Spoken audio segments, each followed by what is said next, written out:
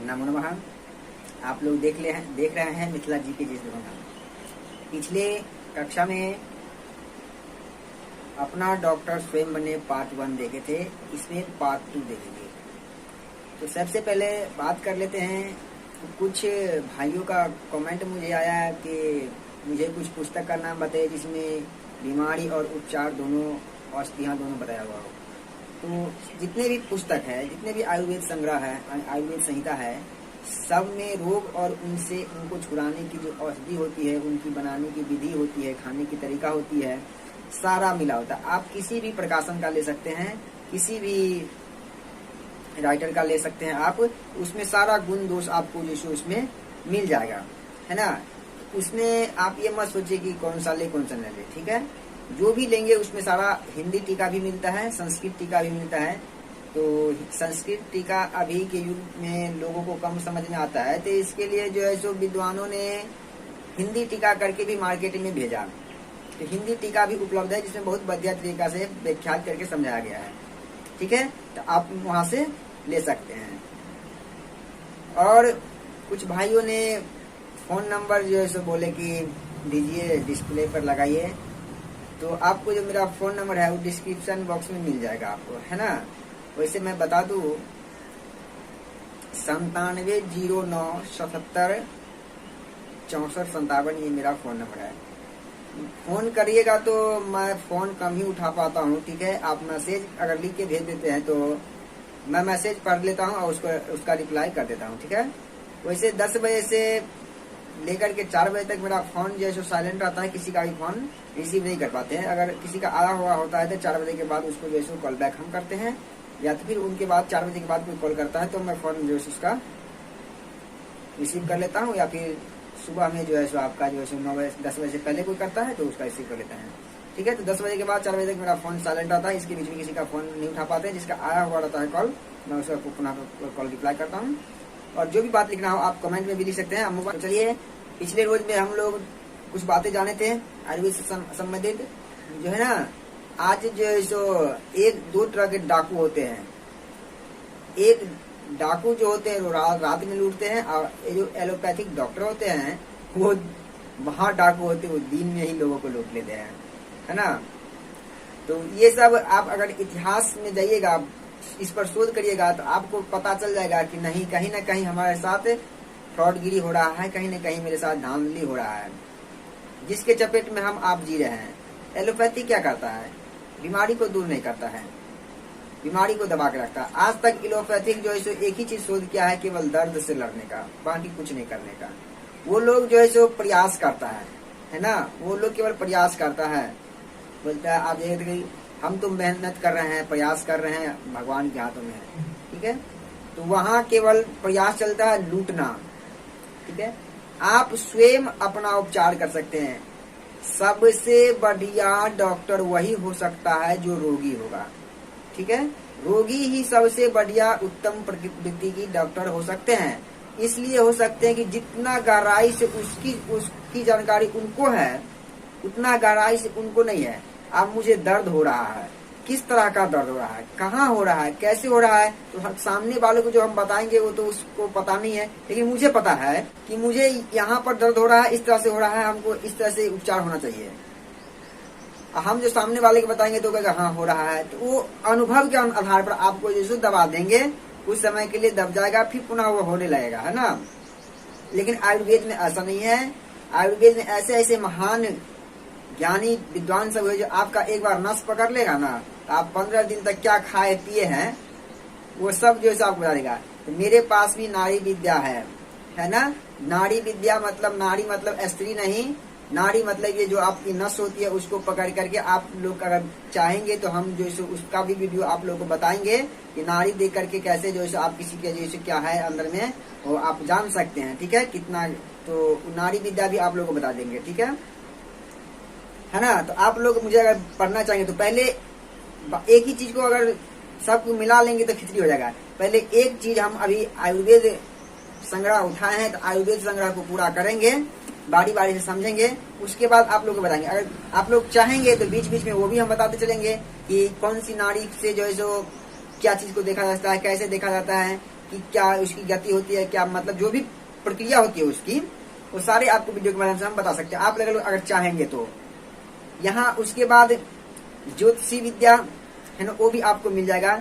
उसके बाद मंत्र द्वारा रोगों का निवारण है ना, जो भगवान शिव ने, भगवान से अगर आप धर्म को मानते हैं, सनातन धर्म को, तो आपको विश्वास रखना होगा, भगवान शिव ने, शंकर ने स्वयं अपने मुख से मंत्र दिए हुए हैं, जो काफी मात्रा में है। दांत दर्द, मुंह दर्द, पेट दर्द वगैरह वगैरह जो जितना भी कुछ है, उस सब का उपचार आपको जो है सो मंत्रों द्वारा हो जाएगा। तो आप लोग कमेंट करके मुझे बता सकते, तो इतना सारी आपको जानकारी मिलता है। इससे भी अधिक जानकारी आपको मिलेगा, है ना, कि मेरा शोध अभी चल रहा है, हम काफी मात्रा में शोध का है ना, काफी सारा औषधि, जो घर के जो रसोई घर है, रसोई में मसाला जो है, वो सब के सब औषधि ही है ना। खाने पीने का तरीका पता होना चाहिए, कैसे खाना, आप कहिएगा तो मैं कमेंट करिएगा तो कैसे खाना है, कब खाना है, कितना मात्रा में खाना है, तो खाने के ऊपर भी आप लोगों को हम जो है वीडियो बना के बता सकते हैं। तो आप लोग चाहेंगे तो बता देंगे, लेकिन हम बताएंगे, बारी बारी से बताएंगे, ठीक है। किस बर्तन में खाना चाहिए, कब खाना चाहिए, कितना मात्रा में खाना चाहिए, सब जरूरी है ना। तो एलोपैथिक जो आयुर्वेद है उससे काफी हटके, वो पश्चिमी सभ्यता, यूरोप की जो सभ्यता है, से आया हुआ है ना। लेकिन ये क्या करता है, किसी भी चीज को जड़ से समाप्त करता है, इसमें आने नहीं देता है, आने से रोकता है किसी भी चीज को। आपको अगर जानकारी के लिए बता दें तो विश्व में सबसे बड़ी लड़ाई अगर लड़ा गया है तो वो महाभारत का लड़ाई लड़ा गया है, ठीक है। आप बताइए उस समय में कौन सी चिकित्सा पद्धति था जो दिन भर युद्ध करे, कट जाए, फूट जाए, और रात में जो है सो उसका उपचार करे, उसका जो है सो ट्रीटमेंट करे, और सुबह होकर के पुनः वो लड़ने के लिए चला जाए।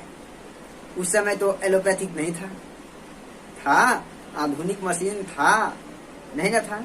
कौन सा आयुर्वेद था, ऐसा कौन सा लेप लगाया जाता था कि दिन भर युद्ध करे और रात में उसका उपचार करे और सुबह उठ करके पुनः युद्ध करने के लिए चला जाए, है ना।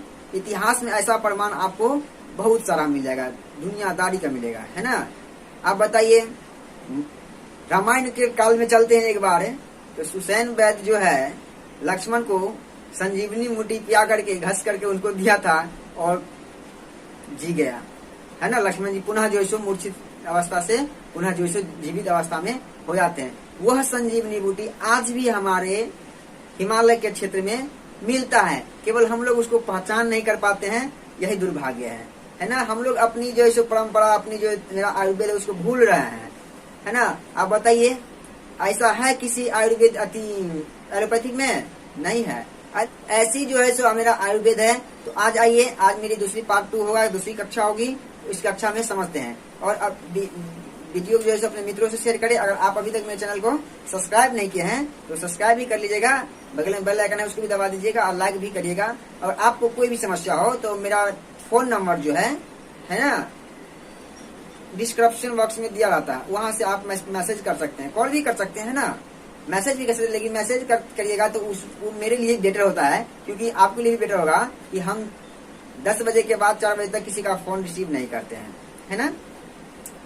लेकिन आया हुआ कॉल को हम रिप्लाई जरूर करते हैं, ठीक है। तो आप मैसेज, सर्विस मैसेज लिख करके ले सकते हैं। तो आइए नई कक्षा हम स्टार्ट करते हैं, उसकी जो शुरुआत करते हैं। देखिए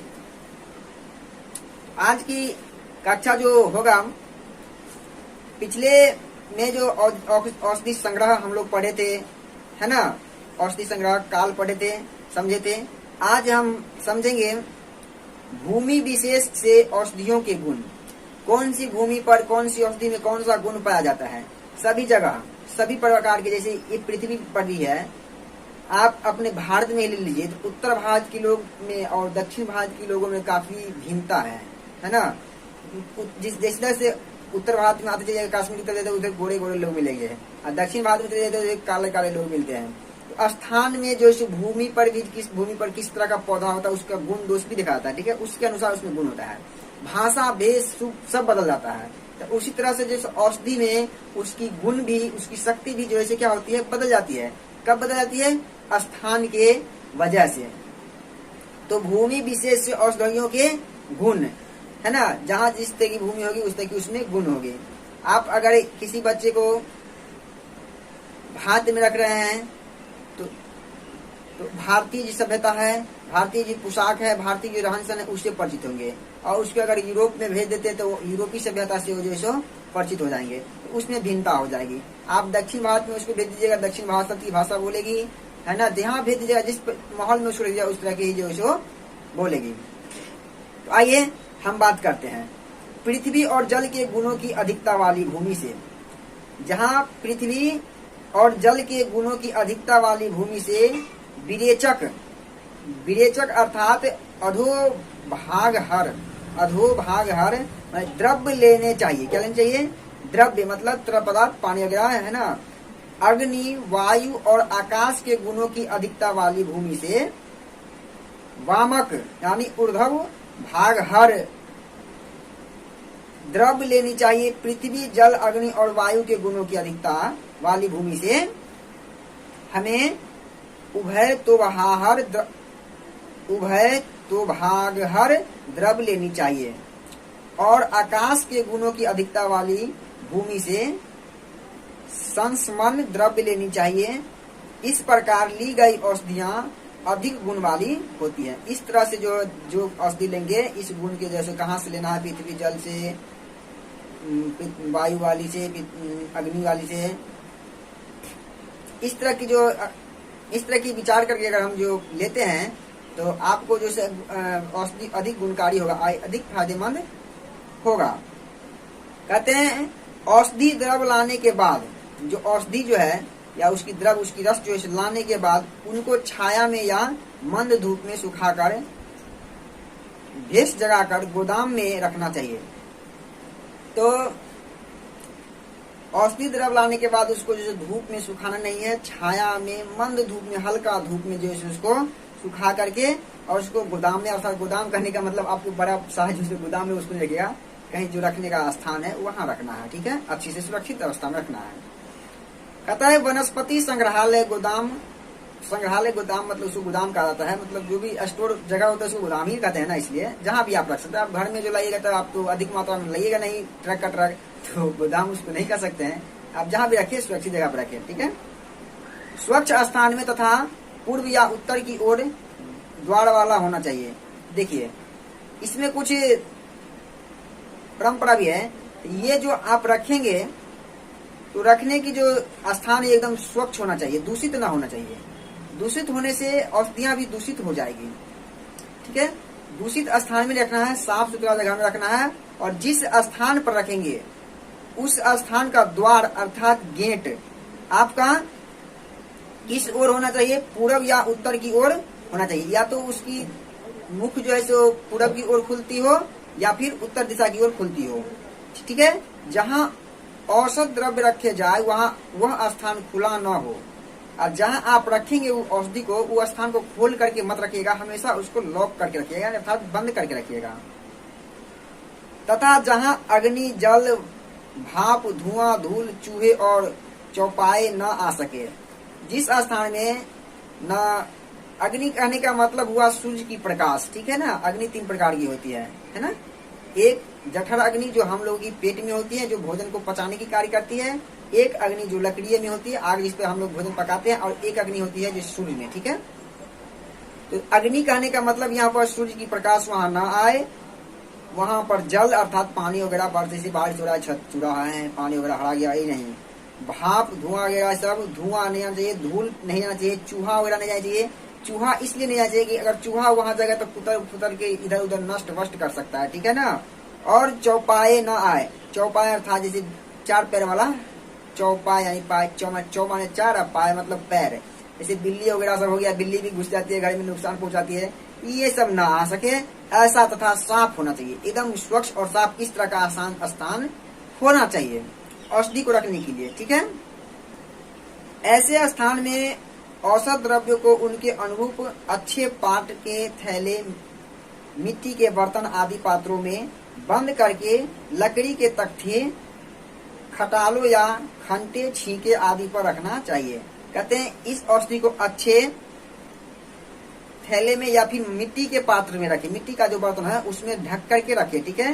बंद करके लकड़ी के तख्ते के खटालों या खंटे, छींके आदि पर जो है सो रखना चाहिए। छींके जानते हैं? छींके जिसपे पहले जमाने में कृष्ण भगवान माखन चूर, है ना, जिसपे माखन लटका के रखा जाता था, उसको कहते हैं, क्या कहते हैं उसको, छींके, ठीक है ना, जिसको लोग गांव घर में आम भाषा में, देशज भाषा में जो है, आप हिंदी व्याकरण पढ़े होंगे, देशज शब्द और विदेशज शब्द है ना, तो देशज शब्द जो होता है जिसको सिक्का लोग कहते हैं गांव भर में, ठीक है ना, सिक्का, उस स्थान पर रखे ताकि नुकसान उसका न हो, इस तरह से रखे। आप नीचे में रख देते तो नीचे में काफी कीड़ा कीट वगैरह सभी होती है, तो इसको सुरक्षित रखा जाता है क्योंकि औषधि है ना। अब ये आपका हुआ इसकी भूमि विशेष से औषधि के गुण। अब इसकी बात करते हैं, इनके स्थानों की दवा नहीं लेनी चाहिए। किन किन स्थानों से दवा हमको नहीं लेनी चाहिए, स्थान नहीं लेना चाहिए जो उसका, अब ले तो लेंगे लेकिन सब जगह का नहीं लेना है, ठीक है। जिस तरह से हम बाजार जाते हैं सब्जी खरीदने के लिए, तो सभी सब्जी नहीं खरीद लेते हैं, जो जरूरत की होती है, जो अच्छी होती है वही खरीदते हैं। तो किन स्थानों से, इन स्थानों से दवा नहीं लेनी चाहिए, कहाँ से लेनी चाहिए उसको ये जानते हैं। तो जहां सांप का बील हो, जहां पर सांप का बील हो, दूषित स्थान, जल से गीले हुए स्थान, अर्थात जिन स्थानों के आसपास में बराबर जल भरा हुआ रहता हो। कहता है जिस स्थान में सांप का बील हो उस बील के आसपास का औषधि नहीं लेना है। दूषित स्थान, जो कचरा वगैरह वाला स्थान हो, है ना, उस स्थान का जो औषधि जड़ी बूटी नहीं लेना है। जल से गीले, जैसे नाला वगैरह हो गया, बारिश का पानी जहाँ पर लगता हो, बार बार गीला रहता हो, जमीन जल भरा होता हो, तो उस स्थान पर से भी जो है सो नहीं लेना है, ठीक है। कहते हैं जिन स्थानों के आसपास बराबर जल भरा हुआ हो, अब फिर जो स्थान कहीं पर होता है कि बराबर आसपास में जल ही भरा हुआ हो, उस स्थान का भी जो है सो औषधि नहीं लेना है। उनमें उत्पन्न हुई तथा शमशान, जहाँ मुर्दे जलाए या गाड़े जाते हो, जहाँ शमशान है, जहाँ कब्रिस्तान है, या जहाँ मुर्दे के जलाया जाता हो, उस स्थान का भी औषधि लेना वर्जित है, वहां से भी नहीं लेना, उसके इर्द गिर्द आस पास से कहीं से नहीं लेना है। ऊपर जहाँ रेह ऊपर ज्यादा निकलती हो, अथवा जिस जमीन पर घास फूस पैदा नहीं होती हो, और सड़क आदि पर उत्पन्न हुई औषधियां का संग्रह नहीं करनी चाहिए। कहते हैं कि जहाँ घास फूस पैदा नहीं होती हो, है ना, बंजर जमीन हो, घास फूस न होती हो, और सड़क आदि के जो किनारे कुछ औषधि का पेड़ पौधा सड़क आदि के किनारे भी मिल जाती, तो सड़क आदि के किनारे उत्पन्न हुई औषधियों का संग्रह नहीं करना चाहिए, ठीक है। कीड़ों से व्याप्त, किसी औषधि में पत्तों में कीड़ा वगैरह लग जाता है, तो कीड़ा जिसमें लगा हो वह नहीं लेना है, स्वच्छ, एकदम स्वच्छ लेना है। व्याप्त हो, अग्नि या पाला से जो औषधियां झुलस गई हो, जिन्हें भी नहीं ले, क्योंकि ये औषधियां उचित गुण करने वाली नहीं होती है।